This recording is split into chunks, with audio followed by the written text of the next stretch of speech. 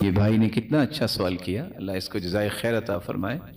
ان کا کہنا ہے یہ تو بات سمجھ آ گئی کہ یہ مکہ میں آیت نازل ہوئی اور نماز تو 2 ہجری کو فرض ہوئی ہے، لیکن وہ ساتھ یہ بھی کہتے ہیں کہ امام کے پیچھے نہیں پڑھتے ہوتے۔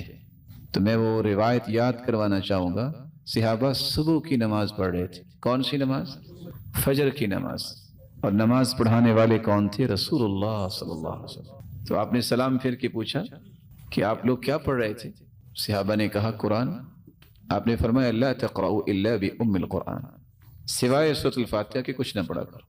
امام کے پیچھے بھی ہیں تو آپ نے سورۃ الفاتحہ پڑھنی ہے۔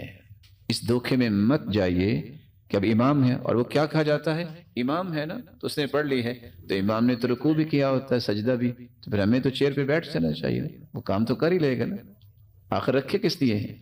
یہ مفہوم ہی غلط ہے کہ ہم نے اس لیے رکھا ہے۔ امام نے اپنی پڑھنی ہے، آپ نے اس کی اقتداء کرنی ہے، لیکن وہ نماز کے وہ الفاظ، وہ دعائیں، وہ اذکار جو رسول اللہ صلی اللہ علیہ وسلم نے صحابہ کرام کو سکھائے ہیں، اسی طرح ہی ہمیں پڑھنے ہیں۔ اللہ تعالیٰ آپ کو جزائے خیر عطا فرمائے۔